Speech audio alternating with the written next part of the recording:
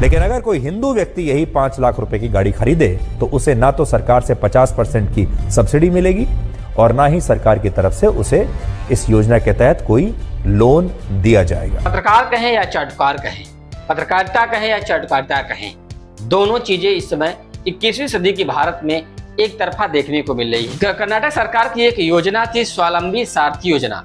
इसके तहत सुधीर चौधरी ने ऐसे उसको परोसा जिसमें सरकार ने यह साफ तौर पर लिखा है इस समय जो बेरोजगारी दर है 7% से 7 पॉइंट कुछ है और ये बढ़ करके 8 पॉइंट कुछ हो गया है, जिसकी वजह से लोगों को रोजगार की समस्याएं हो रही हैं। तो कर्नाटक सरकार ने एक योजना निकाल दी और इस योजना के तहत अल्पसंख्यक और SC/ST के लोग हैं उन्हें इसमें लाभ मिले और सब्सिडी के तौर पे, खैर सब्सिडी देश में भी मिल रही है, आप मकान घर बना रहे हैं उस पर सब्सिडी मिल रही है, लेकिन अब किसी समुदाय को सब्सिडी मिल रही है ये कहा जा रहा है आज तक के पत्रकार सुधीर चौधरी के द्वारा। सुनिए आप थोड़ा सा इनका वीडियो।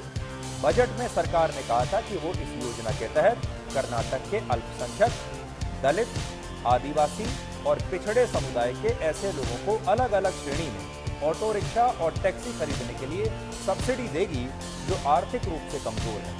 लेकिन अभी इस योजना का जो नोटिफिकेशन जारी हुआ है, जो उसकी जानकारी सार्वजनिक की गई है, उसमें कहीं भी दलित, आदिवासी, SC और ST का नाम नहीं है। सरकार की तरफ से फिलहाल अल्पसंख्यक मामलों के विभाग ने इस योजना का नोटिफिकेशन या कह लीजिए कि सार्वजनिक जानकारी जारी की है, जिसके तहत वर्तमान में ये योजना सिर्फ अल्पसंख्यक समुदायों। आइए आपको बताते हैं कि सुधीर चौधरी के ऊपर किन धाराओं के तहत कर्नाटक मुकदमा दर्ज किया गया है। IPC की धारा 153A के तहत धर्म, जाति, स्थान, निवास, भाषा आदि को लेकर के दो गुटों के बीच आपको बता दें कि सद्भावना को बिगाड़ने को लेकर जो कार्य किया जाता है, इसके तहत मुकदमा दर्ज किया गया है सुधीर चौधरी के ऊपर। और इसमें जो दंड का प्रावधान है 3 साल की सजा और जुर्माना दोनों हो सकता है।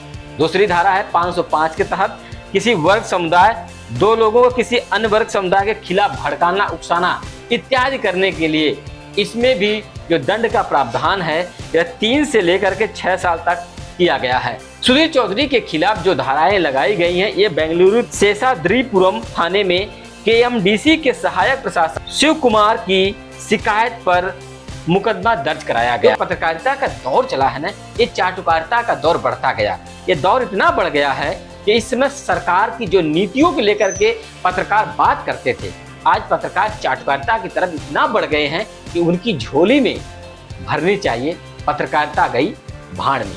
ऐसे पत्रकार भारत जगत में बढ़ते जा रहे हैं।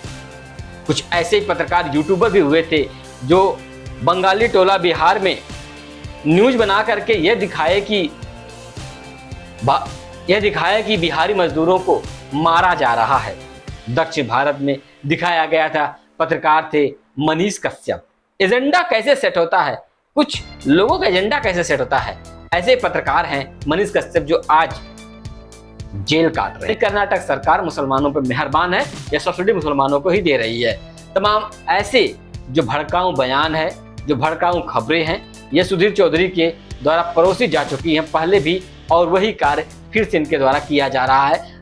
केवल संस्थाएं बदली है, लेकिन पत्रकार का जो दिल दिमाग है वो वैसे ही है जैसे पहले था कि हम तो एजेंडा ही चलाएंगे, किसी एक के हम गुलाम हैं, हम तो गुलाम ही रहेंगे, हम पत्रकार नहीं हैं, हम चाटुकार हैं। ये सुधीर चौधरी बार बार सिद्ध करते हैं। इनके लिए क्या होना चाहिए कृपया कमेंट हो करके आप लोग जरूर बताइएगा। मैं इन्हीं शब्दों के साथ विराम लेता हूँ। जय हिंद, जय भारत।